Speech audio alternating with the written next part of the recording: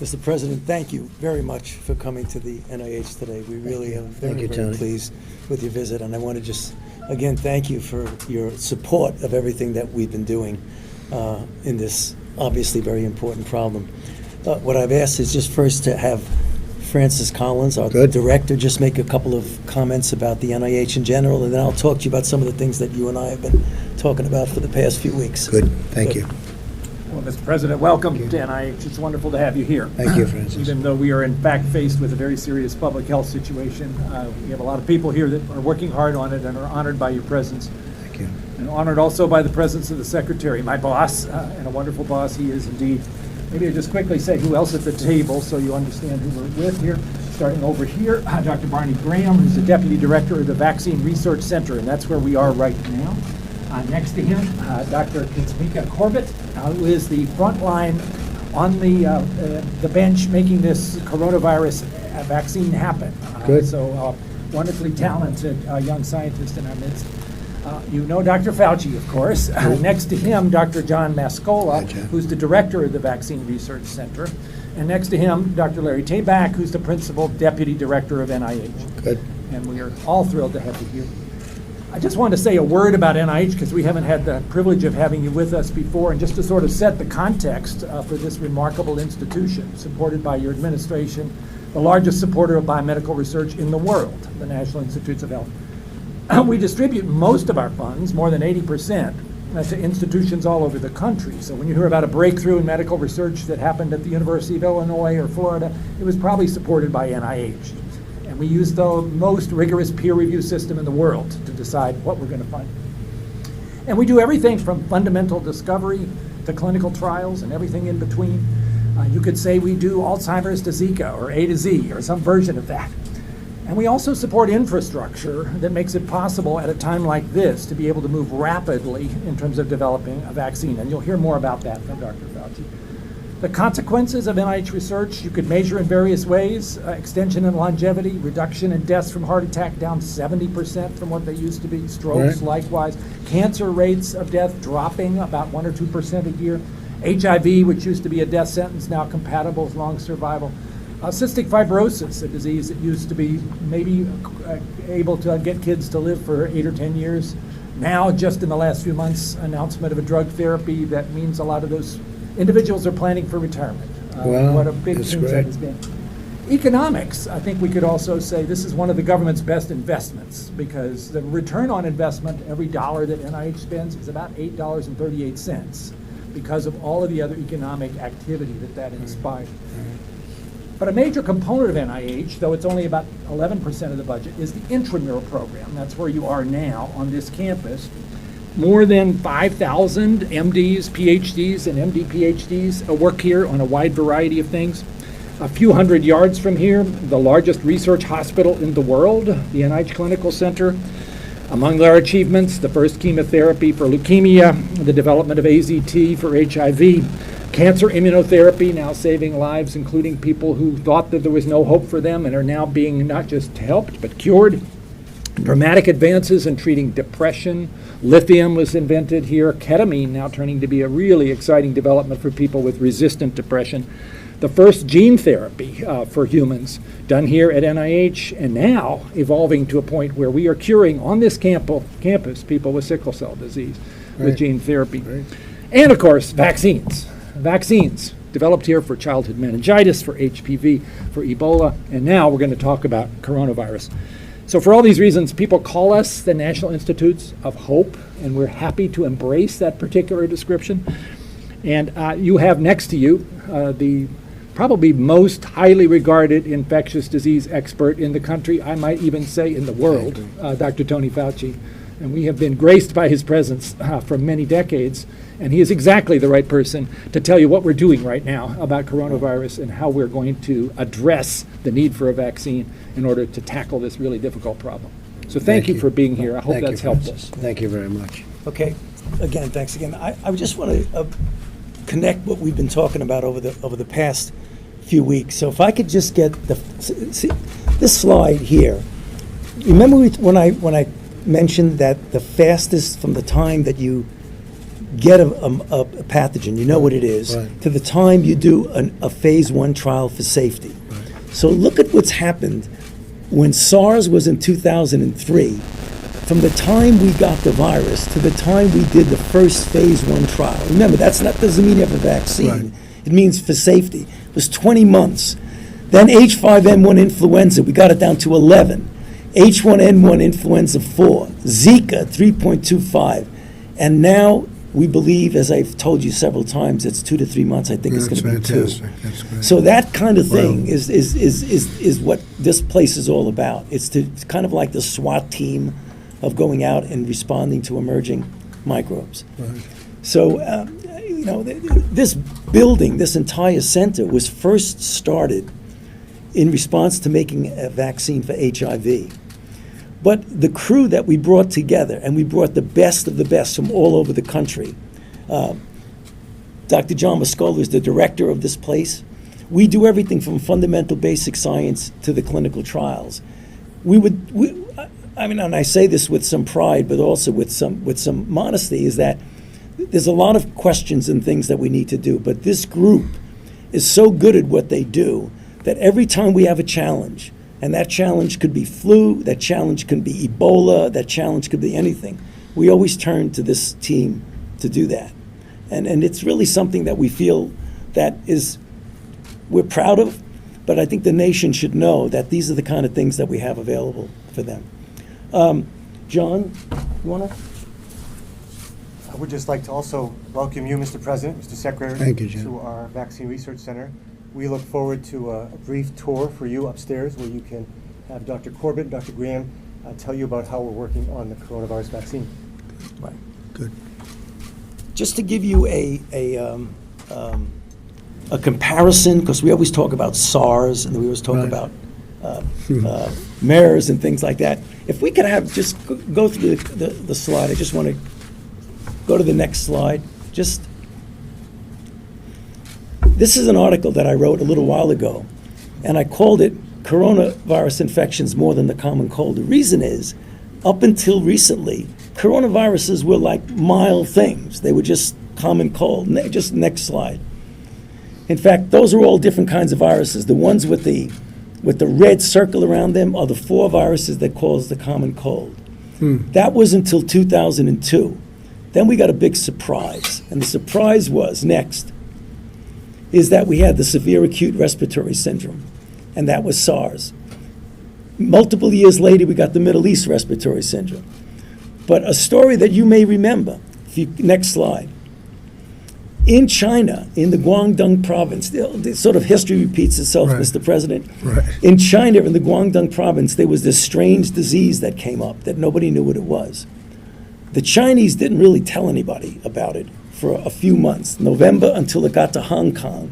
When it got to Hong Kong, next slide, in a hotel in Hong Kong, and this was way back in 2003, someone from China went to the hotel, infected a bunch of people, next slide. And this is what you had. You had flights going. At the time, we didn't make any restrictions the way you did, which I think saved us a really lot of hurt. Next slide. And then this is what happened. There were 8,000 cases, 774 deaths. And that's how I get the number that I've been telling you, that the mortality of SARS was about 9 to 10%. If you do that math, that's what it Right. is. Wow. Right. Next slide. The other one is the MERS coronavirus, which was the one that was in Saudi Arabia. That was also from an animal reservoir. Next. In fact, it was from a bat. Next. From a bat to a camel, and then for the people in the Middle East who got it, that was the infection there.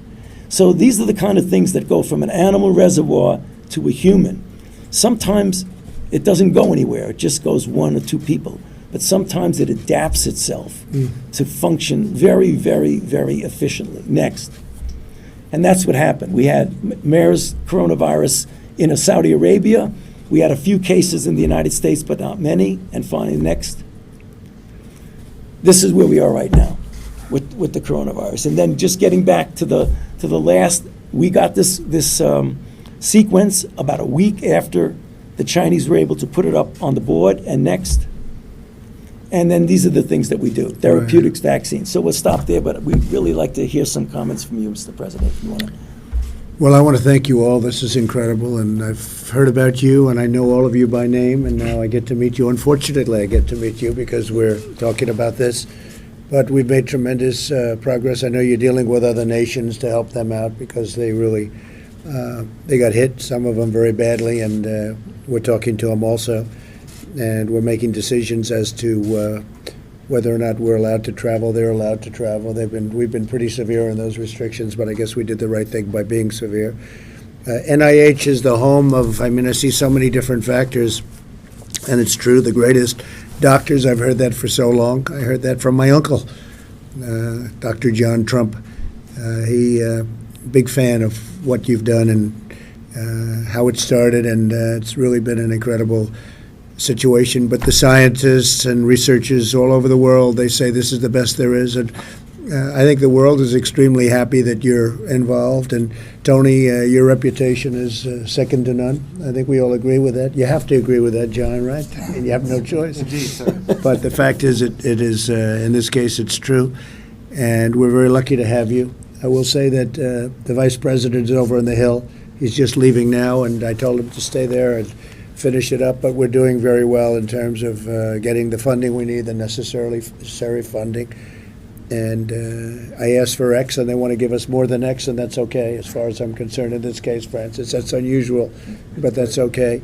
But I just want to thank everybody at NIH and all of the great scientists and doctors and everything. I know you're working around the clock.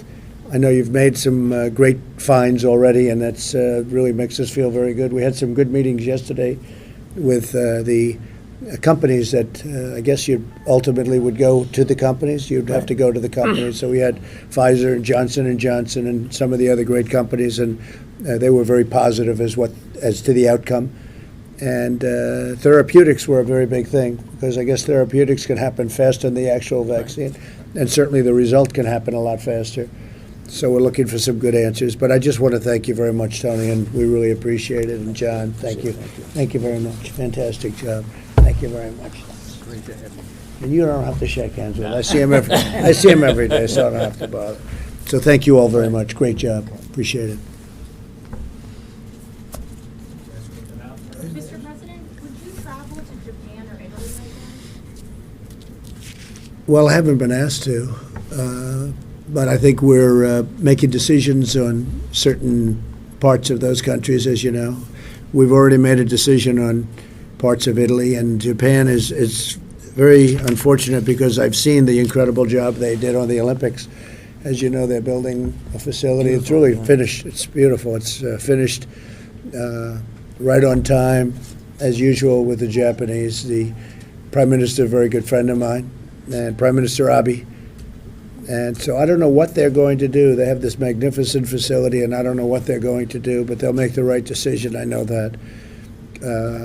But yes, if it was necessary, I would do it. Yes. What's your timeline on further travel restrictions? Well, we're looking at different areas, and we'll make that decision with these professionals. We made an early decision based on a little bit of luck, I suspect, but that was the original decision on China itself. And China, in all fairness to them, they never blamed us. It was, a tough decision for them, but they fully understood. They were very reasonable about it. But that was a hard decision to make. But I guess we would have had a lot more people with difficulty if we didn't make that decision very early on. But we'll be making additional decisions as they arise, I guess, Tony. What about closing the southern border? Is that still on the table? We're not looking at it very strongly. We're not seeing a lot of evidence in that area. We're closing it, I guess, automatically because we have a very strong border there now. We didn't have a strong border at all. We've built 129 miles of wall, and the wall area is 100% secure. But we haven't seen any I don't think we've seen any great evidence that area is a problem at this moment, so we won't have to bother with that at this moment. Anybody? You're so nice today, I can't believe it. It's the NIH, that's it. It's NIH. It rubbed off. Super Tuesday. Say it. Tell us about Super Tuesday, how you're watching the primaries that are taking place. Well, it's going to be a very interesting evening of television. I think it's really going to be something. It's got some races going on that didn't seem to exist a few days ago, and now Biden has come up a little bit, and I don't know what's happened with Bernie. I think they're trying to take it away from him. I don't know if that's fair, but I guess it's politics when you get right down to it, what's fair.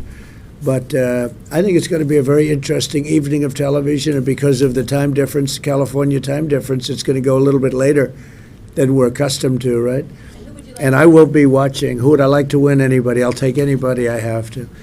That's the way it's going to work. Doesn't matter. Favorite opponent? No, I have. I really just, we've done a great job. We have the strongest economy on earth. We've gone up, and as you know, China's economy has been hurt very badly long before this. We've done a really good job, and I think people understand that. And I'm looking at polls that are very good. But whoever it is, we'll take them on. We have no choice, right? Anything else, Steve? Did you have a reaction to the North Korean launch of those missiles yesterday? No, I have no reaction. Short-term missiles, no, none. On the Afghanistan, was that your first conversation with the leader of the Taliban? I don't want to say that, but we had a very good conversation with the leader of the Taliban today, and they're looking to get this ended, and we're looking to get it ended. I think we all have a very common interest. We'll find out about the country itself, but the country really has to get it ended. We've been there for 20 years. Other presidents have tried, and they have been unable to get any kind of an agreement. The relationship is very good that I have with the mullah, and we had a good long conversation today, and they want to cease the violence. They'd like to cease violence also. The Afghan government seems reluctant to turn over those 5,000. Well, they may be reluctant. They've done very well with the United States for many years, far beyond military. If you look at all the money that we've spent in Afghanistan, we've spent trillions of dollars, and we're really a police force. We're really not fighting per se. It's a fight that if we had to, we'd win, but I don't want to kill millions of people. We'd win it fairly quickly, but I don't want to kill millions of people. I think it's crazy. And so we've been there. We'll be very, very soon. It'll be 20 years. And I said right from the beginning, not easy to get out of these conflicts, very complex in terms of all of the people you have to deal with, including, frankly, people in the Senate, people in the House, and a lot of people feel differently about things. But I've been amazed at how positive the response is to getting out of Afghanistan and to moving on. And I really had a great conversation with him today, yes. Back to coronavirus, are you considering new guidelines for nursing homes given the cluster in Washington State? I could ask you to answer that question. Do you want? Mr. Secretary. So actually, we have been educating healthcare providers really from day one back in January about the need to be on guard against respiratory syndrome. And then when we had this case of the long-term care facility in Washington, we sent out special alerts to long-term care facilities to be very mindful about infection control, isolation with these most vulnerable of our seniors and other individuals who have comorbid conditions. And that's really what we've been seeing around the world is the prevalence of fatalities have been in the elderly and those who have other forms of medical fragility, comorbid conditions. And so really being on very high alert in our nursing home community is called for. Mr. Secretary, could you talk about your meeting with lawmakers today and what specifically they're asking of the federal government? What's their biggest concern? Well, I think it's the same concern that we've all had, which is getting testing out there rapidly into the community so that we can be testing as many people as possible. As you know, our excellent teams down at the CDC developed the test really in record time within weeks of getting the genetic sequence back in January, and we approved the diagnostic at CDC, at the FDA under an emergency use authorization in record time. We've been able to be testing at CDC throughout without any backlog in testing. Our throughput has been great there. We've had 12 labs qualify to be able to do the testing. We did suffer a manufacturing issue on that test as it went out to the rest of the public health labs. We've gotten that issue solved in the last week. So that's up and running in the public health labs. We also have gotten this test produced by this contractor to get it out. So we will this week have up to 75,000 tests shipping out there to public health labs. as well as available to hospitals for ordering. And then something really important happened on Saturday morning.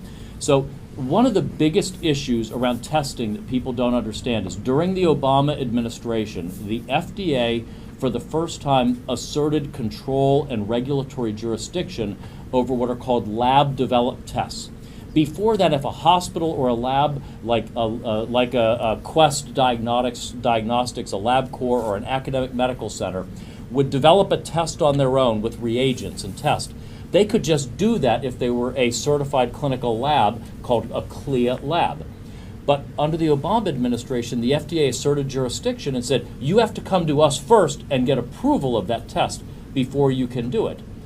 On Saturday morning, Commissioner Hahn issued guidance saying under an emergency use authorization, we are permitting these labs, these public health labs, these hospital labs, commercial labs, to go ahead, get the test going, do your own test, make it available, and come to us for approval after the fact under emergency use authorization.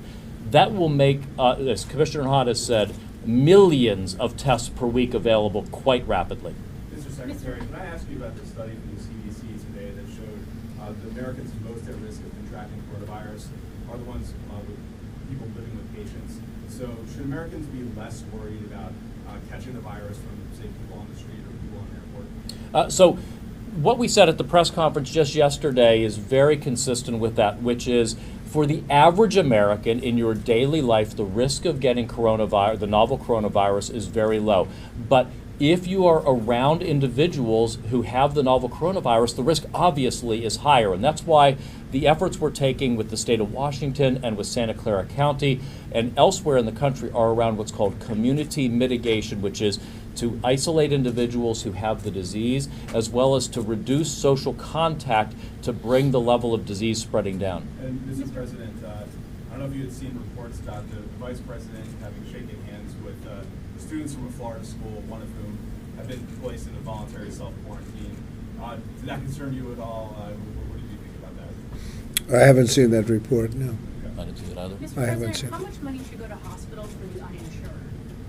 Well, we're going to look at the uninsured Yeah. because they have a big problem, Yeah, and we're going to look at the uninsured people that, this came as a surprise to all of us. It just happened. It shows what can happen in life. But we're going to be looking at the uninsured, see if we can help them out. We're working, as part of the emergency supplemental, we'll work with Congress on programs to help hospitals as they care for the uninsured with novel coronavirus. Okay. Thank you all very much. Thank you. Thank you. Thank you. Thank you, Tony. We're going to take you upstairs now. Okay, let's go. Good. Guys, we're going, let's go. And we're going to have... All right, folks, thank you so much for joining us and choosing